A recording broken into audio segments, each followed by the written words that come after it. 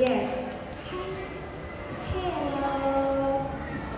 Hai dear, silahkan duduk. Oke, baiklah, baiklah. Nah, ini dia. Boleh di mana sih, hai? Oke, kamu mau nyanyi? Oh, ya langsung ya, ketahuan. Jangan disosor, nak.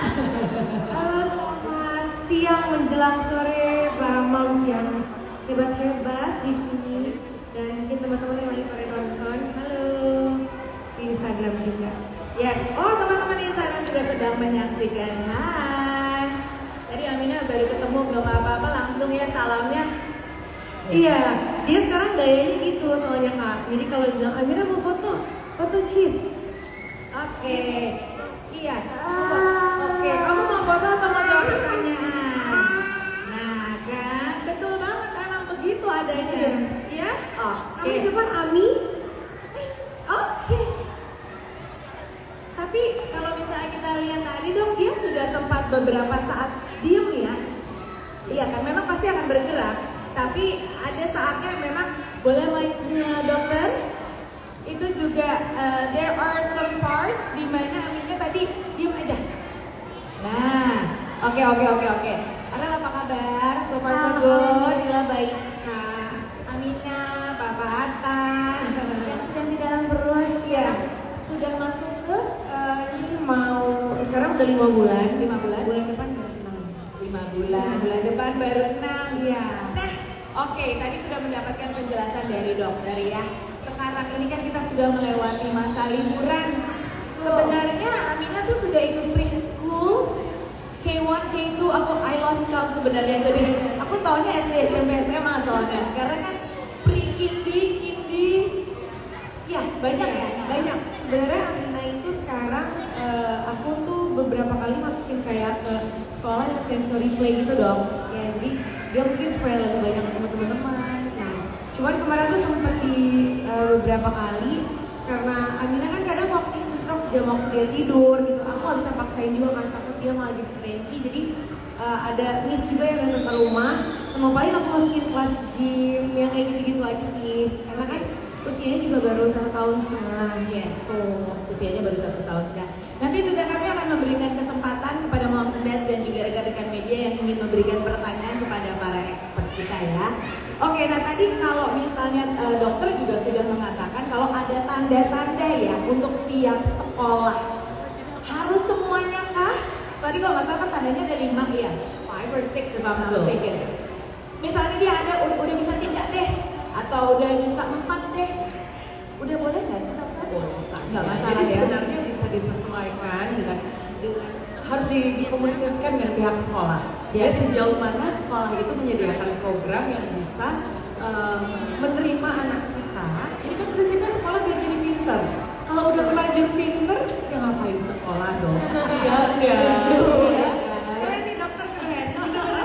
Bener sih dok. Iya kan? Nggak boleh muluk-muluk. Nanti dalam artian gini.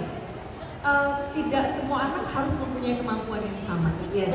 Setiap anak punya karakteristiknya masing-masing, punya kepintarannya masing-masing, ya, dan punya kelebihannya masing-masing, ya. Tapi bukan berarti kalau dia belum bisa terus udah gitu kita langsung nggak usah sekolah dulu, kita ajarin dulu di rumah. Dia kalau bisa ngajarin di rumah. Kalau memang orang tuanya sibuk bekerja daripada sama Neni, masih lagi lalu memutuskan untuk memasukkan sekolah, pastikan komunikasikan hal tersebut dengan sekolah. Karena sekarang pun kalau sekolah pun pasti ada trialnya. Iya, Ya. Pada saat trial itu guru pasti akan bisa melihat anak secara langsung, memberikan penilaian, ya. Dan setelah trial kan pasti ada waktu untuk dia bisa untuk masuk ke sekolah yang rutinnya. Jadi mungkin hal-hal yang harus ditingkatkan biasanya gurunya juga akan menyampaikan, oke Mani ini agak kurang sedikit di sini kalau dilatih, tapi kalau itu sudah mulai bisa dilatih bisa masuk. Ya. Kalau bisa semuanya ya enak gurunya. Langsung ya dong.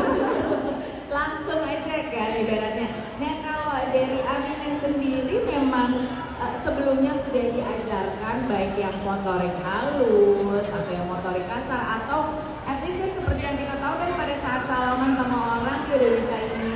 Jadi sudah perlahan-lahan diajarkan untuk mengucapkan salam dari ketemu banyak orang pastinya ya. Memang dari kecilnya kan Amina di rumah juga kan sebenarnya rame ya Kak. Yes. Biasa ada tim, terus ada mama papanya juga gitu ya. Jadi memang di rumah juga dia ada banyak temennya gitu. Walaupun memang bukannya sepantarannya Amina, makanya aku masukin dia ke sekolah-sekolah ataupun ke tempat gym yang buat dia belajar itu supaya dia punya teman seusianya. Cuma kalau di rumah ya apa namanya ya aku ajarin dia untuk aku nggak pernah ngelarang dia sih kalau dia mau megang apa, dia mau makan apa aja boleh. Jadi aku pribadi nggak pernah yang apa-apa tuh nggak boleh, apa nggak boleh. Gitu. Kadang betul, soalnya kadang beberapa kali kalau aku bilang nggak boleh dia tuh makin penasaran kan. Jadi kadang kayak aku lagi makan sesuatu yang pedas gitu ya, kayak beberapa kali lagi makan yang pedas, dia pengen mau sampai ngerengek kan. Ya udah oke, aku kasih kan, aku coba gitu karena kalau kita bilang nggak boleh, justru malah memicu dia makin aku harus penasaran nih apa nih gitu. Jadi tidak membahayakan. betul.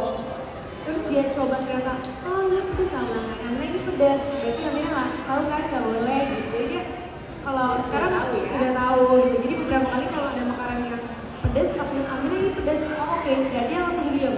Anak itu belajar learning by doing, learning by copying. Jadi pada saat kita memberikan kesempatan anak untuk melakukan sesuatu, apa yang kita lakukan hari-hari, nggak harus dengan satu perintah atau instruksi yang sifatnya lisan. Ya kadang-kadang dengan dia mencoba, dengan dia melihat kita, ya itu dia akan justru lebih gampang untuk transfer of knowledge-nya. Jadi seperti itu, makan pedas boleh nggak? Ya boleh. Anaknya orang Padang yang makannya pedas ya. Dan susah juga kalau ketemu pedas ya. Kalau misalnya orang Padang dikasih yang kecap-kecap semua ya mungkin nggak doyan. Karena sejak dalam kandungan pun misalnya mamanya makan pedas kan sebenarnya kita juga tahu teorinya bahwa air ketuban pun juga mengandung flavor dari apa yang mamanya makan, ASI juga mengandung apa yang mamanya makan, flavornya ada. Terus begitu tiba-tiba disuruh makan makanan yang menurut kita aman, tapi nggak sesuai dengan apa yang hari-hari dia rasa gitu, nggak matching gitu ya. Jadi memang dia biarkan bereksplorasi. Selagi masih kita lihatin masih aman, Masih nggak apa-apa ya. Dalam pengawasan. betul, yang nggak bahaya, aku pasti oke, nggak apa-apa. Ya, dan memang Amina dari tadi sibuk aja ngunyah ya, suka deh ngeliatnya. Ya kamu ya, oke.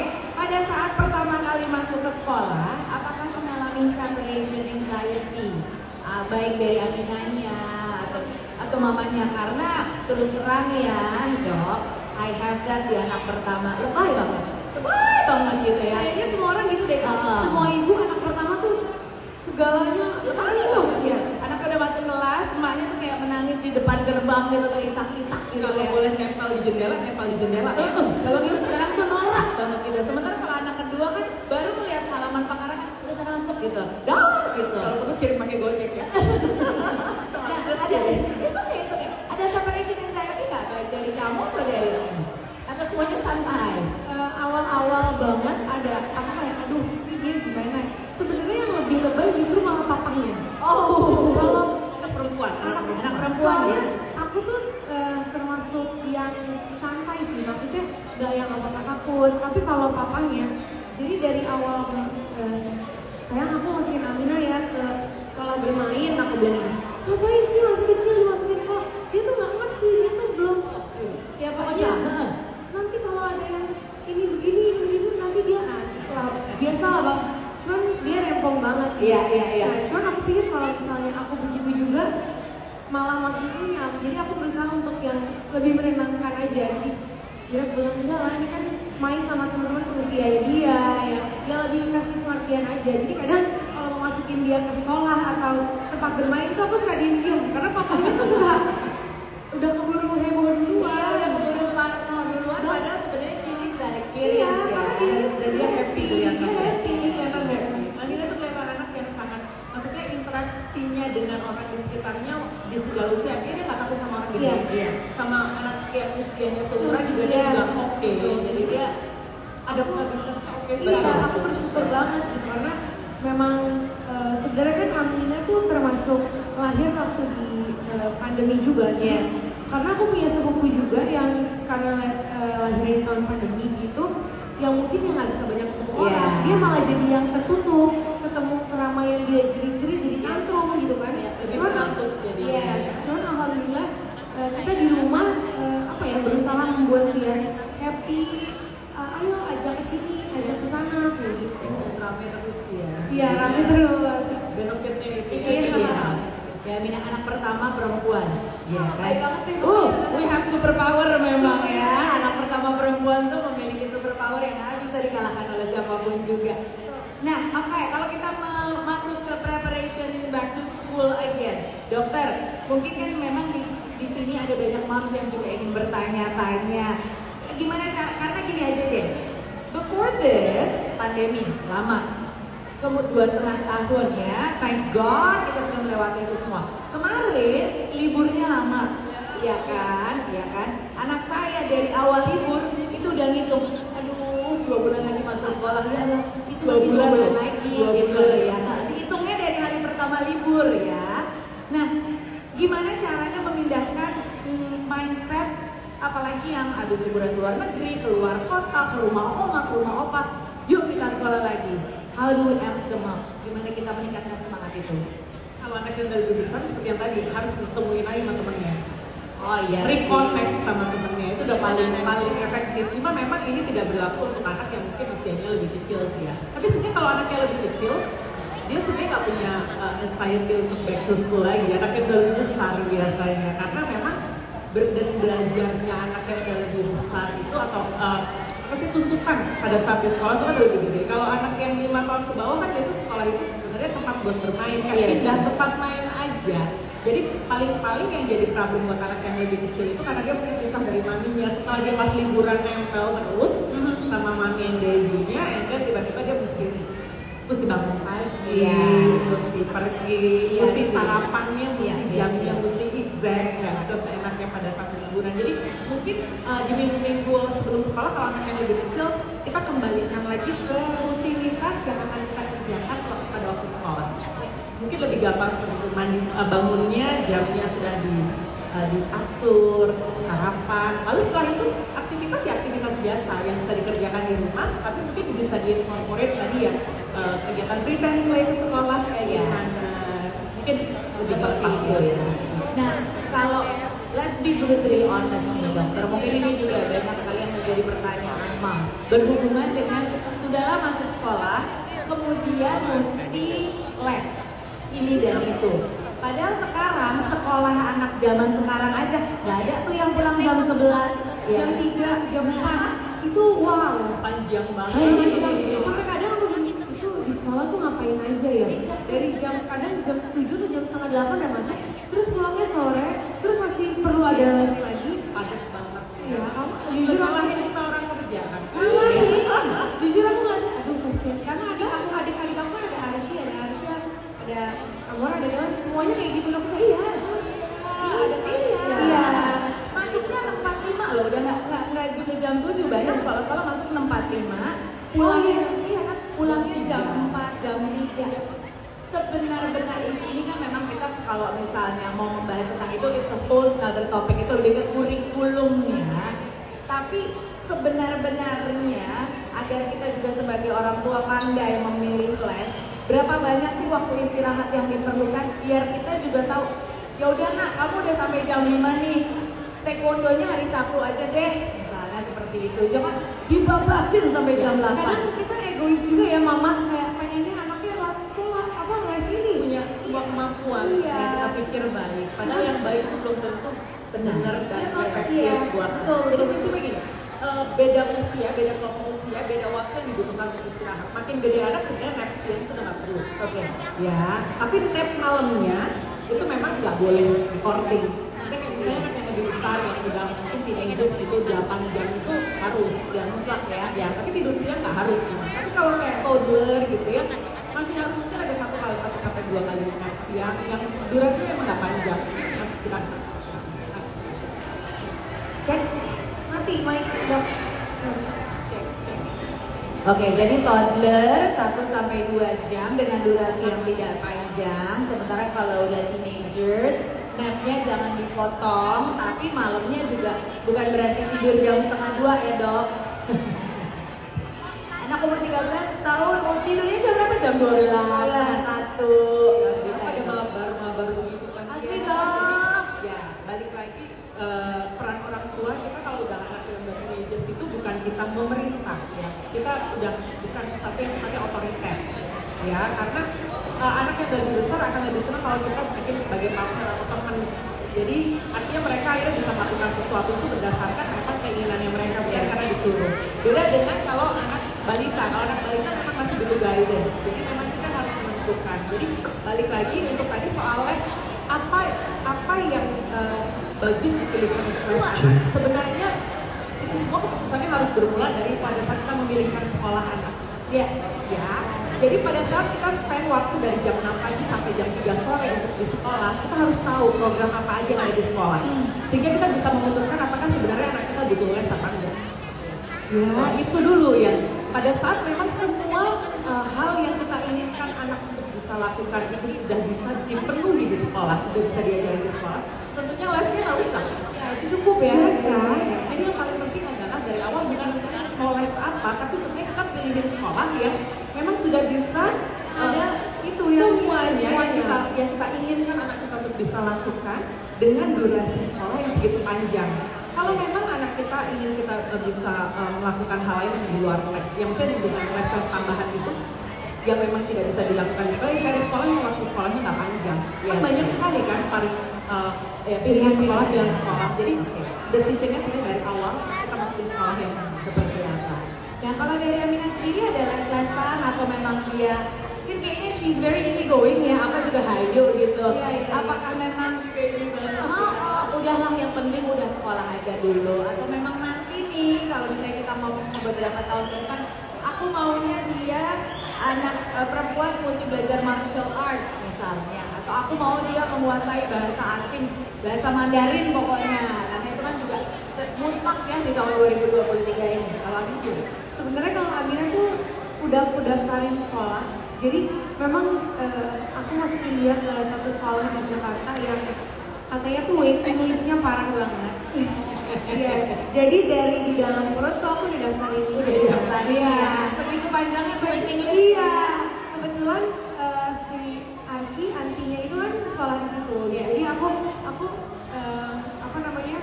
Kepala sekolahnya bilang, oh ya karena ada keluarga yang di sini, kita bisa prioritas gitu. Tapi tetap harus ada tes dan segala macam gitu. Jadi kalau mungkin aku ngerasa kalau kayak bahasa Inggris segala macam itu memang di sekolah itu memang ngomongnya pakai bahasa Inggris juga. Jadi aku pikir, oh ya udah karena udah dapet di sekolah, jadi aku rasa kayaknya nggak perlu. Ya. Cuman paling apa ya? Ya kalau orang tua kita pasti pengen mas anak tuh jadi penerus kita ya. Jadi itu, jadi pengennya Amina ya paling aku lesin ya musik atau bernyanyi, yang kayak gitu aja sih. Sambil kita lihat nih kira-kira anak ini passionnya di situ nggak, berminat nggak.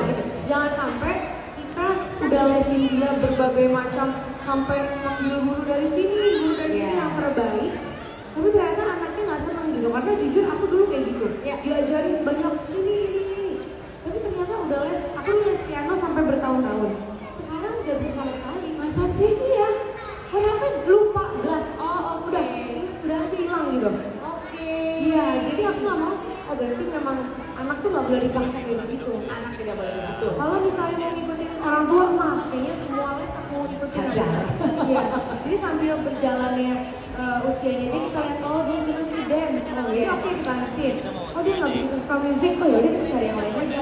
Apa yang berhubungan dengan musik yang lain atau entah nyanyinya atau apa kan, karena luas gitu sebenarnya. Jadi waktu itu cuma 24 jam. Betul. Jadi just wisely. Waktu Iya. yang udah lewat kita nggak bisa balikin lagi. Iya. Jadi kita sebagai orang tua harus sensitif juga anak kita tuh passionnya kemana. Karena basically apapun yang kita lakukan dengan minat itu jauh lebih gampang untuk bisa mastering that thing. Ya, Setuju. lagi punya bakat, ditambah passion, udahlah everything will be keren banget jadinya. Oke, baiklah, itu tadi sedikit sharing session kita, di mana sekarang kita akan bergerak maju ke Q&A session, di mana saya akan memberikan kesempatan kepada Moms and Dads dan juga rekan-rekan media yang ingin bertanya, di mana kita juga memiliki hadiah untuk 2 pertanyaan pertama kepada Ibu Dokter. Dan selain Dr. Cynthia dan juga ibu sakit kita. Aduh. Aminahnya mana ya? Ibu dokter ini ibu juga loh. Besar. Semua yang ada di sini ibu-ibu ya. Mama. Saya juga akan kembali mengundang General Marketing Manager of Mother Care and Early Learning Center Ibu Iya Gloriana untuk bergabung. Silahkan Ibu. Please be seated. Apakah ada? Yes, boleh. Apakah ada mikrofon lagi? Oh, oke. Kalau gitu, jadi langsung saja saya berikan kesempatan pertama untuk rekan-rekan media atau Mam Sedat yang ingin bertanya, baik kepada Mam Aurel atau kepada dokter atau kepada Ibu Inga. Silakan. 2 hadiah untuk 2 pertanyaan pertama kepada. Oh ya, silakan yang ada di belakang kepada dokter. Halo, selamat sore. Selamat sore. Saya Vini dari Tangerang. Hai, Vini. Mau nanya, Mam Aurel, kan Aminah udah mulai menentasi nih Mam. Itu sehari-hari Mam sendiri yang maksudnya masak apa enggak? Terus yang kedua, menerapkan feeding rules atau enggak? Dan yang ketiga, ada nggak sih kadang-kadang feeding rules yang nggak sesuai sama keluarga? Jadi Mam Aurel biasa gimana menanggapinya? Itu aja. Terima kasih. Terima kasih banyak. Terima kasih. Langsung dapat hadiah. Thank you. Silakan Mam Aurel. Kalau misalnya ditanya masak atau enggak, aku pernah masak waktu itu pertama kali MTSI, Aminah usia 6 bulan. Dan dia jujur dia nggak suka, dia langsung buang. Gak tahu apa itu makanan yang Masih gak ingat enak. nggak? Masih ingat nggak menunya? Pokoknya aku nonton ada di YouTube, itu campur apa ada hati apa pokoknya dicampur-campur gitu ya. Kayak pertama looks good ya, cuman kok dia nggak suka. Akhirnya aku introspeksi diri apa makanan yang aku masak tuh gak enak kayak gitu. Sampai akhirnya aku pikir ya udah aku ngobrol juga sama dokter aku katanya mungkin dia itu pengen makan apa yang kita makan. Masuk. Nah itu tuh ngaruh banget. Apa yang kita makan mungkin dia pengen. Dan biasa terapi di rumah makannya bareng-bareng. Jadi kayak mama, papa, Aminah. Jadi kita duduk bareng, kita makan nih. Dan ternyata it works. Yes. Dia lebih lahap di makan makanan orang besar dibanding makan baby food yang di blender. Jadi Aminah usia 7 bulan tuh dia udah kasih nasi. Bentuk nasi, bukan yang diurus enggak. Ya. Jadi belum Nasi lembek. Jadi yang berarti memang nggak semua anak tuh suka makanan yang lembut jadi ya dok. Jadi emang ada yang mungkin sukanya bertekstur. Jadi karena waktu itu pas aku masak, aku udah hopeless banget kayak gila nih, aku udah belajar masak udah apa ya? Iya, aku bangun jam 6 pagi kan, waktu itu aku ingat banget masak ini, bikin tuh. Aku coba ya nggak bisa pakai perasa juga kan, Iya, buat bener. baby gitu ya. Udah kasih keju, kasih butter, tapi dia benar-benar gak suka gitu dok. Jadi ya udah kita setelah ngobrol terus kita coba aja orang kasih makanan apa yang kamu makan. Iya. Cuma mungkin nasinya diganti lebih lembek, Iya, benar. disuir-suir atau diapain, diparut. Iya, diparut ya. Dengan kuah kaldu. Jadi basically sih sampai pemberian makan anak itu ya tadi harus memperhatikan selera anak. Iya, selera. Kita harus menghormati karena anak punya selera. Betul. Ya, dan tadi makanan yang biasa orang tua makan pasti Iya. lebih Iya. lebih gampang untuk kita introduce. Terus yang ketiga itu tadi kebiasaan makan bersama itu poin yang penting banget loh. Soalnya gini kalau kayak kebiasaan kita kan biasanya orang tua makan sendiri, anak itu makan di saat yang lain, Iya. nggak ngasih orang lain, nggak bareng. Jadi tadi yang prinsipnya anak belajar dari copying. Yes.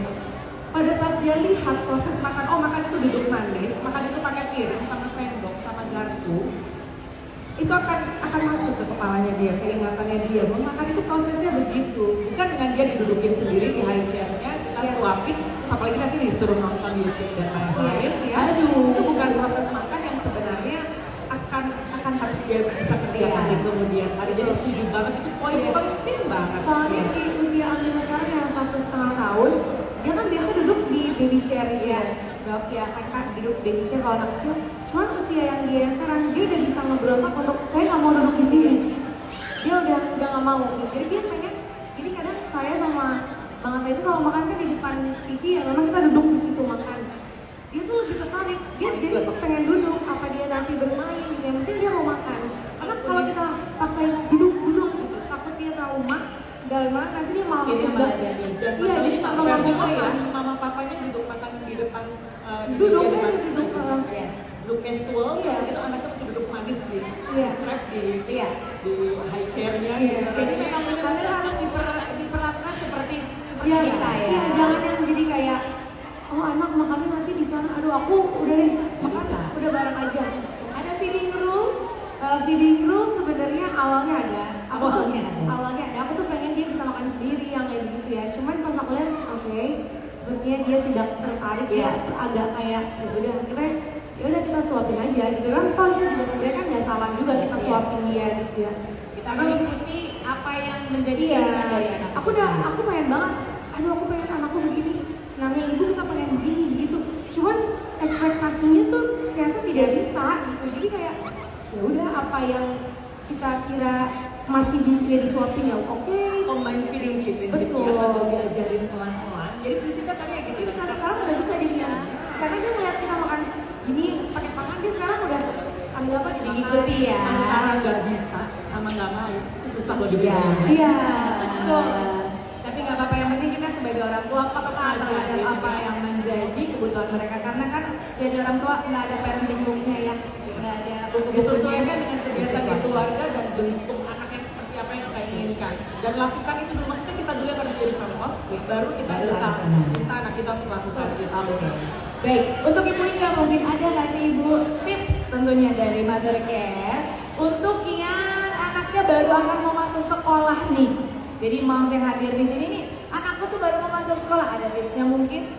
Ya, jadi buat moms yang anaknya baru pertama kali mau sekolah, ini tips dari Mother Care. Jadi kita bikin supaya experience dia pertama kali ke sekolah itu menyenangkan. Jadi caranya macam-macam. Tadi dokter juga udah sempat Menjelaskan ya. menjelaskan. Jadi bisa aja kita shopping bareng-bareng nih, nyiapin kebutuhan sekolahnya gitu kan. Nah, itu mulai dari tempat makan, dari tas, gitu, sepatu, dan itu semuanya ada di Mother Care. Jadi bisa langsung saja ke Mother Care. Pertanyaan berikutnya mungkin ya, silakan berbaju biru garis-garis. Hai, selamat siang menuju sore. Halo, selamat siang menuju sore. Saya Amila, saya dari Mother Care DFF ingin bertanya kepada Mams Aurel, karena kan tanya sih, ada nggak ya tips and trick dari Mams Aurel nih, bagaimana sih awal mulanya itu mengajari Amina untuk dengan mudahnya beradaptasi dengan lingkungan kita, gitu. Karena kan hal itu penting banget nih untuk kita yang anaknya tuh masih toddler gitu, untuk masuk ke ya sekolah-sekolah dari kelompok bermain gitu kan. Terima kasih banyak. Gimana caranya mengajarkan anaknya ini supel gitu loh, ketemu Iya. orang kayaknya santai. Jujur waktu itu Amira tuh sempat pas aku masukin ke sekolah itu dia yang nggak mau, dia nangis, dia rewel. Cuman keesokan harinya pas lagi ditemenin sama aku dia tuh ngerasa lebih enjoy. Gak tau kenapa ya, biasanya anak kecil tuh pas ditemenin orang tua yang ke sekolah itu dia malah jadi manja, Yes, jadi clingy. nangis, jadi clingy gitu ya. Jadi semenjak saat itu aku udah gak pernah lagi ditemenin dia untuk ke sekolah. Oke, jadi aku ntar ditemenin sama neninya atau mungkin nanti lagi ada neneknya yang bisa nemenin jadi temenin gitu. Karena apa ya? Kita kan pasti pengen lihat juga ya. Jadi kadang Amina tuh kalau di sekolah aku nanti datang tapi di akhir ngintip dia dari jendela doang, mantau doang gitu. Cuman kalau Lebih enak kalau jemput ya. iya, jadi jemput aja. Karena kalau kita nganterin, pas nganterin anak tuh bisa mama sama mama. Nah itu yang buat dia jadi Yes. terus manja maunya sama kita. Jadi memang Amina itu dari kecil saat aku sama Bang itu nggak pernah yang memanjakan dia. Jadi kadang dia mau pergi sama siapa aja, kayak misalnya dia mau pergi ke mall. Oh ya udah, ada siapa nih yang bisa nemenin? Jalan aja ke mall. Kayak gitu. Karena semakin digituin tuh nanti dia akan ketergantungan. Aku rasanya ya dia ketergantungan terus. Iya. Iya. Karena kan sebenarnya kalau anak sama ibu dari naluri pasti ada, udah natural pasti ada gitu. Jadi itu sih caranya kalau aku ya kan. Cuman semua orang kan sebenarnya beda-beda juga. Ada yang memang orang tua yang sering nemenin anak gitu. Cuman kalau aku karena pengaruh dalam hati gitu, jadi oh oke, berarti aku nggak usah nemenin deh kayak gitu. Cuman kalau misalnya buat lingkungan kayak di rumah, lingkungan dia buat bermain, aku selalu bebasin dia aja sih. Kalau dia mau ketemu sama siapa, dia mau pegang, maksudnya kayak halo mau apa, nggak pernah aku yang nggak boleh nggak boleh. Jadi benar-benar aku lepas aja. Gitu. Jadi benar-benar dilepas saja tentunya dengan orang yang terpercaya. Betul. Satu pertanyaan terakhir silahkan. Ya, yang di belakang Ibu.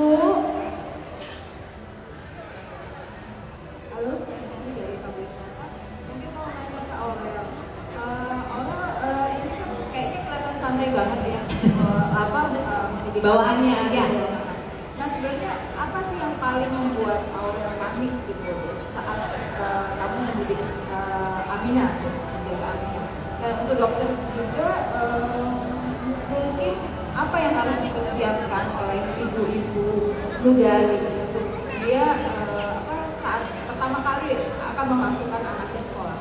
Terima kasih. Terima kasih, silakan. Terima kasih Ibu pertanyaannya. Sebenarnya nggak sesantai itu sih. Kadang di balik itu aku sempat tadi nanya sama dokter juga sebelum acara, aku bilang, dok saya itu ada kekhawatiran sendiri. Ini kan saya lagi hamil lagi, aku bilang, apalagi anaknya perempuan gitu ya. Aku bilang, aduh aku takut deh nanti kira-kira yang kedua ini akan seperti Amina nggak ya? Akan bisa se-friendly Amina nggak ya? Bisa cerdas kayak Amina? Aku tuh banyak banget. Yes, itu. Terus kadang omongan orang kalau yang bilang Amina tuh gini, aku tuh sebenarnya kadang overthinking gitu. Cuman sebisa mungkin ya itu, aku mungkin banyak ngobrol sama dokter, sering tanya juga, sampai sering searching juga gitu loh. Jadi karena kan aku bilang tadi Bang Atta tuh kan emang orangnya overthinking, overprotective, yang sangat amat, dia nggak santai sama sekali kalau buat anak. Dia kayak, aku sampai kayak udahlah jangan digituin, aku tuh sampai kadang kayak gitu. Jadi itu juga membuat aku jadi, oh berarti kita dua-duanya nggak boleh ada yang panikan nih dua-duanya. Jadi aku ngalah untuk lebih udah kita santai aja. Jadi kalau kita dua-duanya panikan itu kayaknya bakal amburadul gitu. Jadi aja didapat solusi ya. betul kayak gitu sih. Oke, semoga menjawab pertanyaannya. Silakan dokter. Nah, pertanyaan yang kedua soal untuk ibu-ibu muda untuk menentukan apakah anaknya perlu sekolah atau tidak, mungkin lebih ke arah itu ya. Jadi sebenarnya kita ngomongin soal balita di bawah 5 tahun. Di bawah usia 3 tahun, sebenarnya kalau memang lingkungan di rumah dan orang yang ada di rumah bisa provide stimulasi yang cukup untuk anak bisa mendapatkan kemampuan yang sesuai dengan usianya, nggak perlu buru-buru sih untuk masukin ke sekolah. Tapi kalau misalnya let's say seperti saya, anak-anak saya jujur, anak-anak saya tiga-tiganya masuk sekolah sejak usia 18 bulan. Oke. Kenapa? Karena sekolah yang benar-benar tiap hari dari zaman 17 tahun yang lalu ya, Iya, 17 tahun yang lalu. Itu beneran dok? Yes. Itu boleh kayak gitu? Karena saya tidak punya pilihan. Yes. Saya harus bekerja. Ya. Itu aku Itu suami juga. saya juga harus bekerja. Hidup ini pilihan. Betul. Ya, jadi saya memilih untuk memasukkan anak saya ke program sekolah yang tentunya saya pilih dulu, saya cari dulu. Saya pastikan bahwa program sekolahnya itu nggak ada sama sekali ngajarin baca tulis nggak. Saya mau dia cuma pindah main. Jadi kayak tempat bermain di sekolah bermain lah ya. Bermain tapi terpimpin, tapi punya satu kurikulum yang ada goalnya gitu. Jadi anak saya kan cuma diajarin prinsip sekolahnya, saya ingat banget.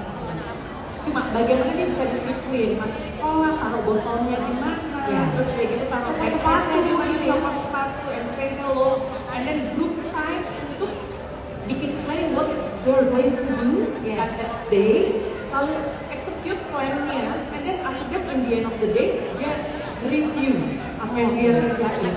Itu kan cycle of activity yang kita harus lakukan hari-hari kan. Tiap hari Itu ya. dikerjain tiap hari dengan dimasukkan dengan kegiatan bermainnya.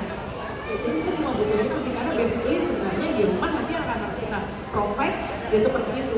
Kalau memang itu masih bisa dikerjain di rumah, ya kerjakan di rumah. Tapi konsisten tiap hari.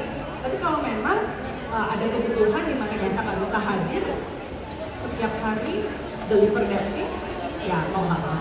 Jadi sekali lagi memang mesti kita cocokkan dengan kegiatan dan juga keinginan dari keluarga masing-masing ya. Goalsnya mesti kita dulu. Ya itu dia, what works for one family mungkin juga tidak bisa sesuai dengan yang family lain.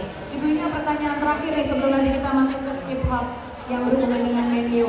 Ada ide nggak sih Bu buat menu-menu yang bisa nanti buat anak-anak masuk sekolah? Ya, jadi mungkin menunya harus yang menyenangkan. Yes.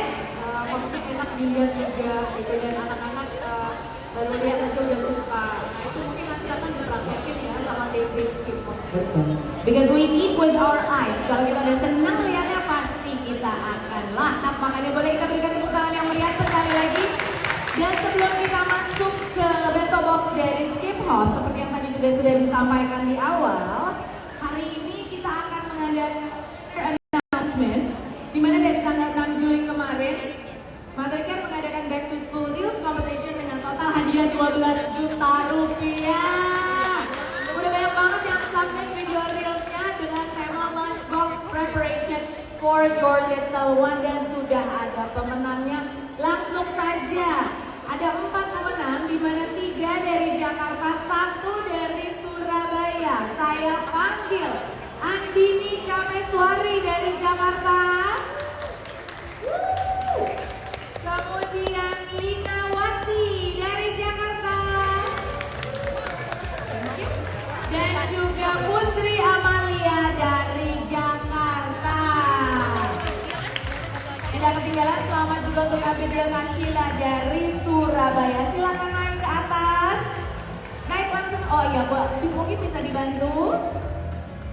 Oke, ini adalah Andini Kameswari dari Jakarta. Boleh ke tengah nggak apa-apa. Lina Wati dari Jakarta dan juga Putri Amalia dari Jakarta. Untuk pemberian hadiah, boleh kita berikan tepuk tangan yang meriah sekali lagi. Untuk pemberian hadiah dari Mothercare, boleh saya panggil out to invite Mr. Basudev Katarias, the Senior Vice President of Baby Kids and Toys of Kanmo Group. Please, sir. Yes.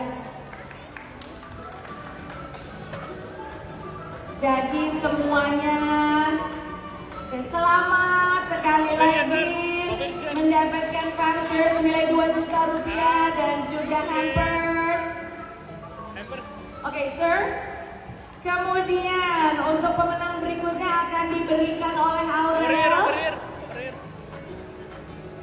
Pemenang berikutnya akan diberikan oleh Aurel, silahkan. Again, semuanya mendapatkan voucher senilai 2 juta rupiah, lunch kit from Skip Hop, and hampers from Pure Eats. Dan juga dari Skip Hop, saya minta hadir Kak Vindi.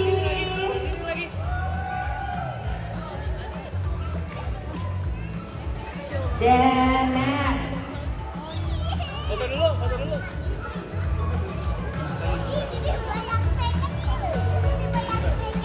Lihat sini. Semua ya.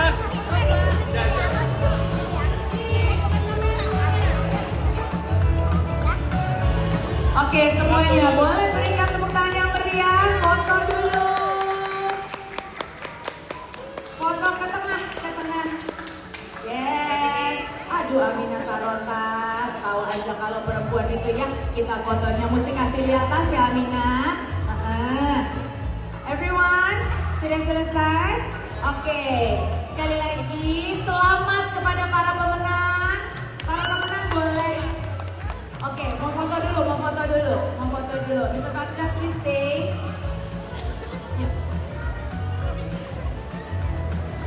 Kemudian saya panggil ibunya untuk foto bersama.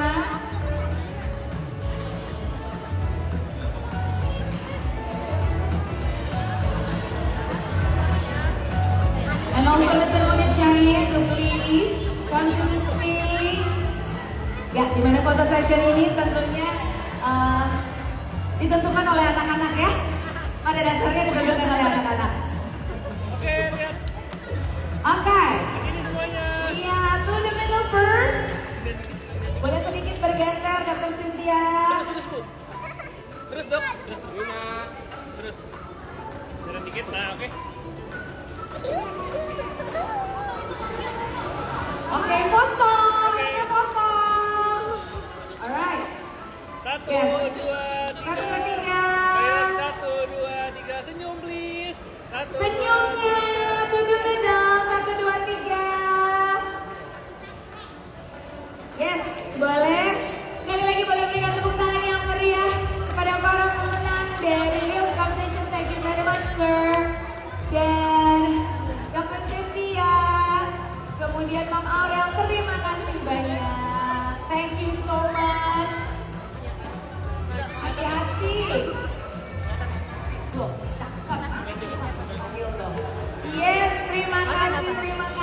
Dok, thank you